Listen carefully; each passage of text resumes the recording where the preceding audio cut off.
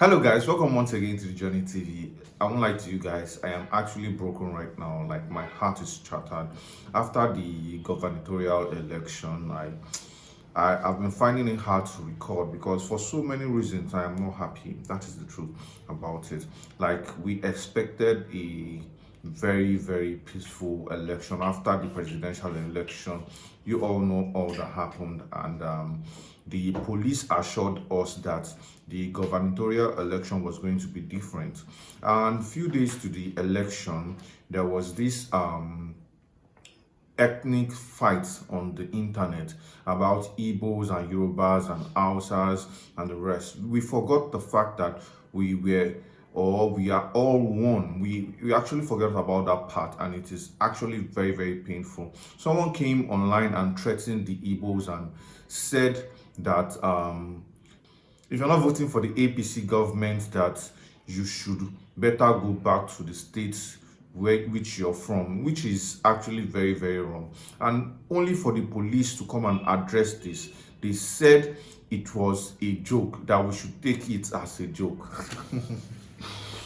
That one busts my head, but that is not the gist of the day. The gist of the day is coming from Apostle Suleman. For the first time, I would say these words actually touched me, and these words made a lot of sense. Let me allow you to hear what he has to say. With all the first time the youth decided to struggle for something, and they took it from them. The youth should not give up. What you have learned is how not to copy old men. What you have learned is how illegal wealth is gotten.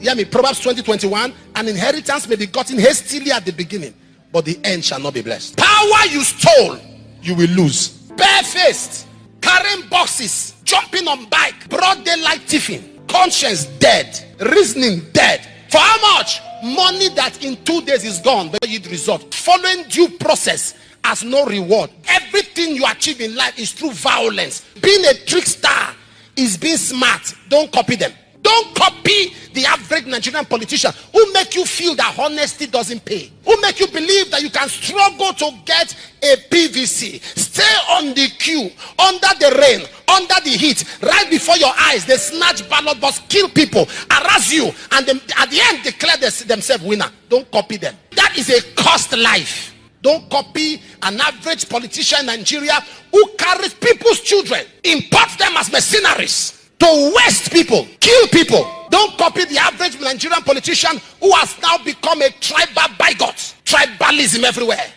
Who is trying to divide Nigeria and saying Igbos are not Yoruba, Yorubas are not Igbo, forgetting that we are from one nation under God. Whether you are Igbo, whether you are Hausa, whether you are Yoruba, whether you are Efik, it doesn't matter. You are a Nigerian. There is no.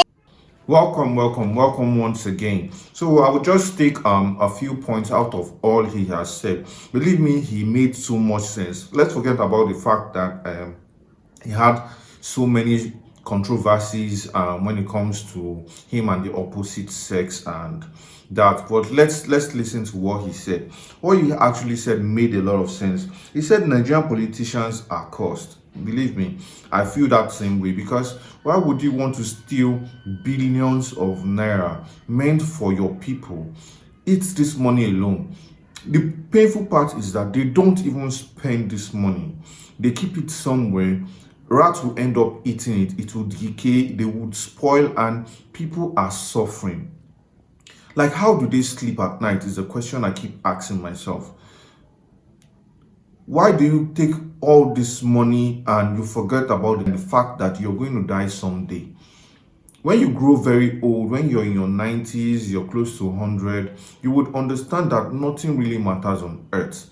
The big houses, the expensive cars, the swimming pool you customize with your name, the gold chains, because when you die, you won't be buried with all this.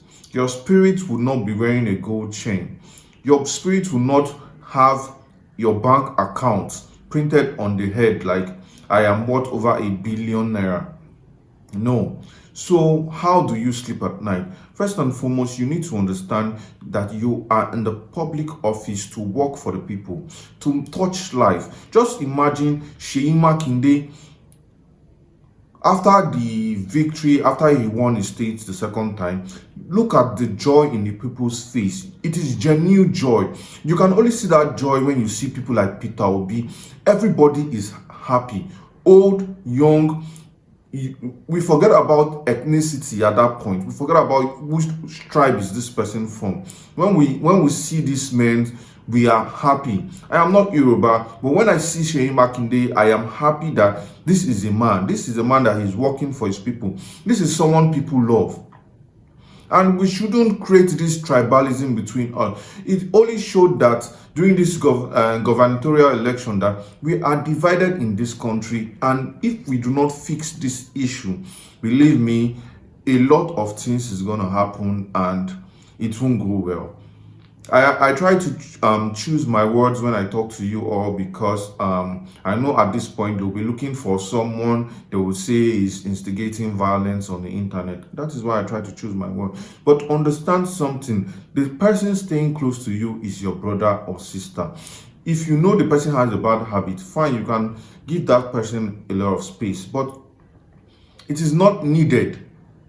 When you know this person is a good person, and because this person is not from my state, you start giving the person attitude or not reaching the person very well. I tell you, that is one thing he said. And he also said that nobody owns any land. This is why nobody should come and tell us that Lagos belongs to the Yoruba, Anambra belongs to the Igbos. Fine, these people dominate these areas, and when you go there, you need to at least show them respect that, okay, we are in your home. But over the years, you would understand that Igbos, Yorubas, Hausas have helped to build Lagos State, even though they have been governed by the Yorubas. And it is not an issue. It is not a problem. So let's stop this division and focus on how to get a brighter future in this country. We need better roads. Even Lagos State, with the whole hype and everything we are shouting, go into the streets. They are bad drainage system. There are no good roads, poor electricity, and so many other things. Agbero everywhere. That one is very, very painful. And we still shout Lagos, Lagos, Lagos, Lagos. Let's not be divided. Let's take the advice coming from Apostle Suleman and let's live a better life.